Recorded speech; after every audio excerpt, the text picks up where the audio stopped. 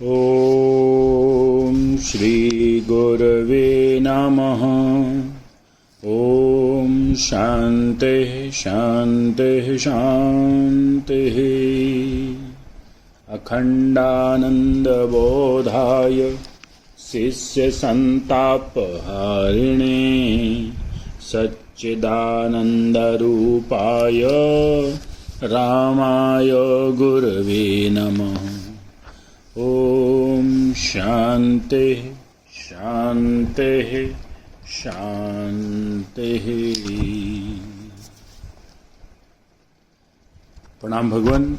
स्वामी राम तीर्थ जी का दिव्य ग्रंथ वेदांत शिखर से स्वामी जी वेदांत पर दिए गए कुछ प्रश्नों के उत्तर देते हुए,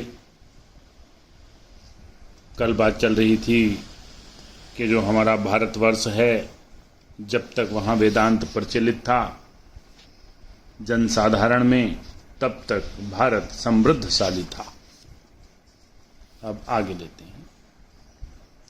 लोग कहते हैं कि राम त्याग का प्रचार करता है और त्याग तो हमें गरीब बना देगा। प्यारे, यह बात ठीक नहीं है। यह सच है कि वेदांत सीखने के लिए तुम्हें वनों की शरण लेनी पड़ सकती है। हिमालय के जंगलों में, अगम्य एकांत स्थानों में जाना पड़ सकता है, किंतु वेदांत ऐसा उपदेश कदापि नहीं देता कि तुम्हें सदा फकीरी की जिंदगी बसर करना चाहिए। कभी नहीं, कभी नहीं।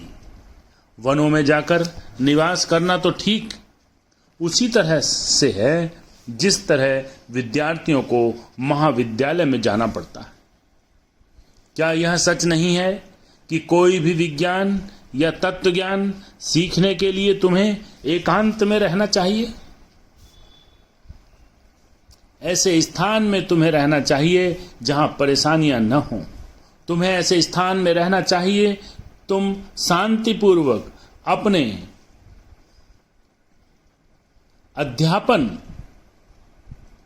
और अध्ययन को चला सको।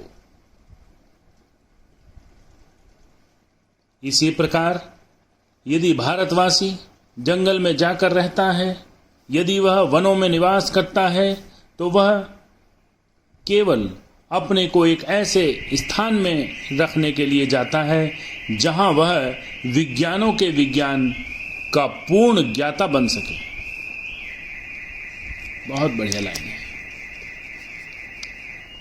वह केवल अपने ऐसे स्थान में रहने के लिए जाता है जहां वह विज्ञानों के विज्ञान का पूर्ण ज्ञाता बन सके, जहां वह वेदांत के सच्चे भाव का पूर्ण साक्षात्कार कर सके।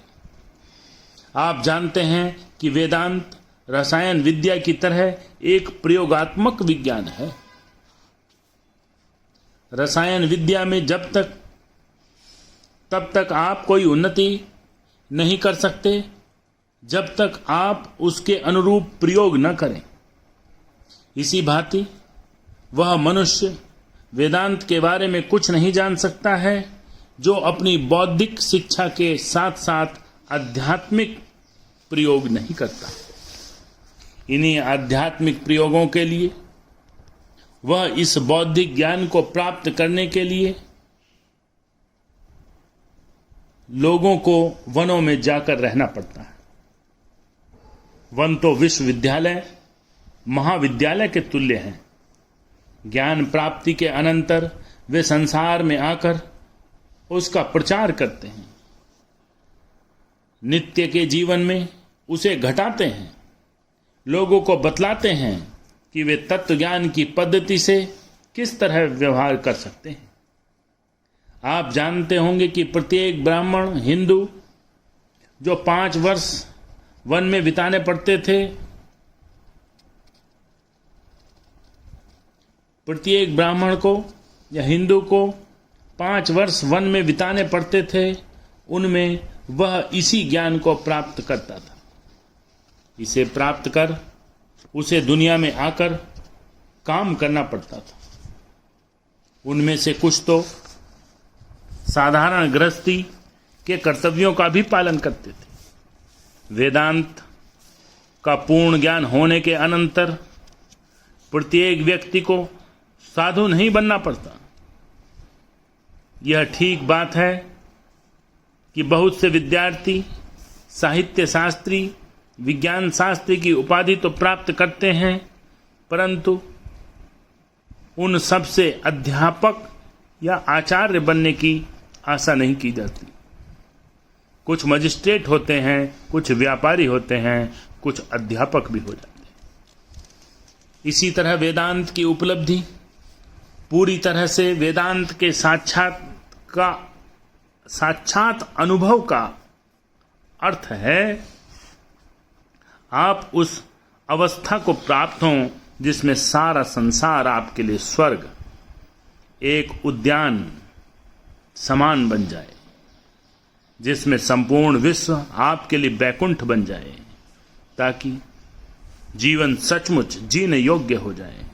वे लोग वेदांत का गलत वर्णन करते हैं जो कहते हैं कि वेदांत हर एक मनुष्य को फकीर बनाना चाहता है। नहीं नहीं, साधुओं का बाहरी भेष ग्रहण करना ऐसा है जैसे कोई विज्ञान शास्त्र की परीक्षा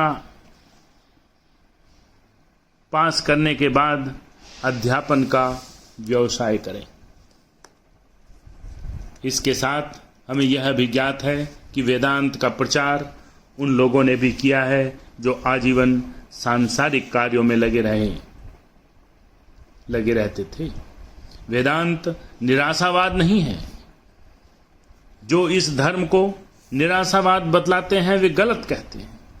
वेदांत और निराशावाद में बड़ा अंतर है। वेदांत तो आशावाद का सर्वोच्च शिखर है। ओम शांति शांति शांति।